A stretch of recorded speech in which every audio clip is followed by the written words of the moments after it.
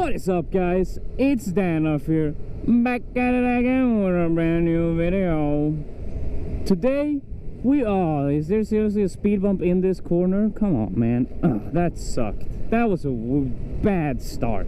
Anyways, today we were talking about the problems with being a short rider. And I would know, I'm 173 centimeters, which in inches or whatever the hell you use, feet or whatever it is, I'm 5'8", okay? 5'8" in weird language, I'm 5'8". So I know all about these struggles, so let's just jump right into it. First up, and the most common problem, is not reaching the ground, player. Now, everyone that's short knows about this one. If you can't flat foot your bike, you live in constant fear of tipping over. So the most normal solutions to not being able to reach the ground is, first off, is lower your suspension. You should always do this if you buy a new bike in the first place. You gotta check your suspension either way. So while you're at it, lower that bad boy. That could give you up to 3 centimeters. I don't know what that's in inches. I just did that for one little bit in the beginning, okay? So that could give you up to 3 centimeters closer to the ground, which, if you're short and can barely flat foot, will do a lot of difference. You can also switch out your seat for a lower seat. This is also a very common thing to do, so don't be ashamed, player. So all you do is that you check some other seats and you find a lowered seat and you put that shit on. That could give you a lot of extra as well. Another thing you could also do, which I have seen but I didn't know it was a real thing, is you can buy boots with height in them. So you can buy boots that makes you like 2 centimeters longer or 3 centimeters longer. So they're huge ass boots which give you some height, which, according to my friends, help a lot. I don't know, I've never heard of it. It was a foreign concept to me, but apparently it helps out a lot, which is what we need. The biggest one you can do is look into bikes that you know will work for you. So if you're at a dealership and you sit on some bikes and you're like, oh, this one's pretty comfy, my man, and you really like some of those bikes, check if they're lightweight and check their posture. Because, for example, my bike, not only is it a bike very nice to short people, it's very low to the ground and it has a very slick frame, so to say.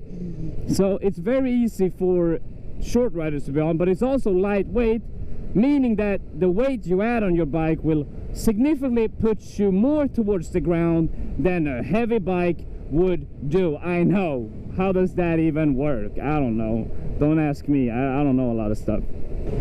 Next up of big boy problems, or should I say small boys, because that's what we are, yeah, is parking. Parking can be pretty scary because you gotta get 1 foot down on the ground or 2 feet down on the ground to be able to stop your bike. So what I have learned from experience, and what you should also do, of course, is to first of all check the ground where you're stopping before you're stopping. You don't want to learn that the hard way. That's going to be awkward. Check the ground so it's not a slope, it's not an uneven hole, it's not a manhole or some stuff like that. Because if you don't check that and you try and put your foot down and then there's nothing there but air, that sheer amount of panic, because you know, oh my god, I might actually drop my bike.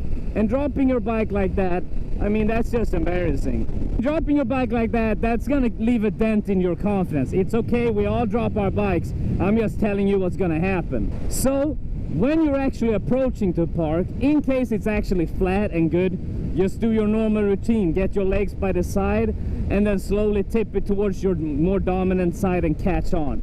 However, this is what I've learned really helps when parking, and this is actually a real freaking tip. This is insane. So what you do is, when you approach where you're gonna park, in case it's even, all you do is right before you actually start to slow down, you pull in your clutch and you put down your side stand, meaning that your engine dies but you're still rolling because the clutch is in.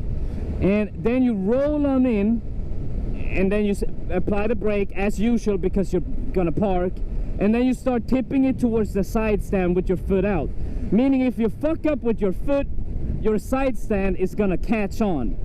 and not make your bike fall. It really helps. It helps a lot, and it boosts your confidence like crazy when you're gonna park. Also, if you're parking on a slope or uneven terrain, check where that terrain is leaning, where the point of gravity would go. So if it's leaning like this, yeah, if it's leaning like I'm doing right now, then you want to come in like I'm doing now, so when you put your side stand down, the bike will fall towards this end, meaning that the side stand will catch on.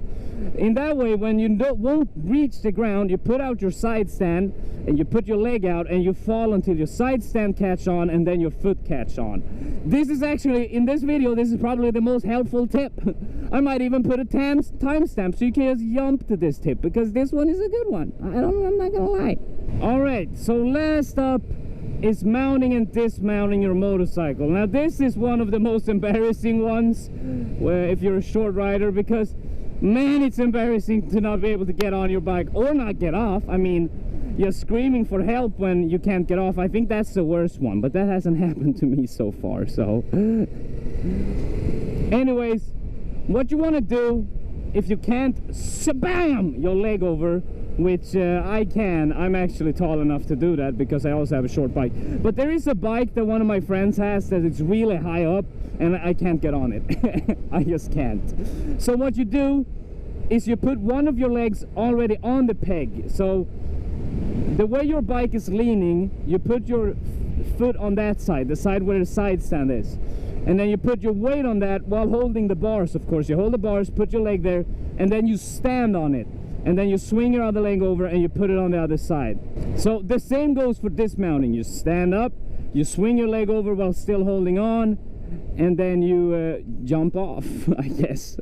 I will have a video on the side showing exactly what I mean, so you won't be confused.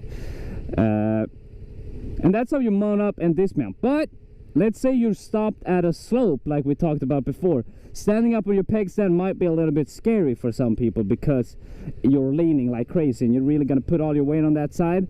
Well, then you can do what I like to call the scooch McScooch. That's not a real name, but that's what I just came up with.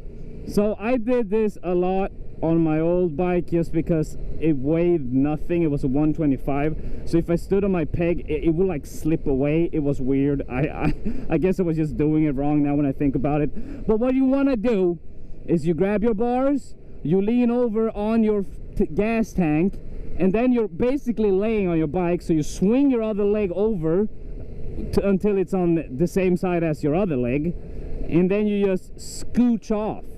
And the same goes for getting on your bike. You put your stomach and your chest on the gas tank, grab the bars, and then scooch up.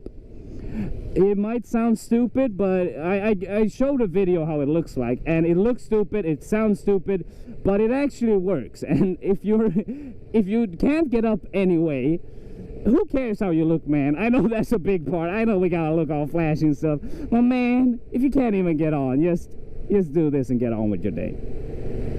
So this has been some tips for short riders from a short king himself. I hope you enjoyed the video. There will be more coming up, and I also got a special announcement tomorrow that isn't very special, but I want you to look at it and I want to have your opinion. So I'll see you then, Space Cowboys. Bye for now.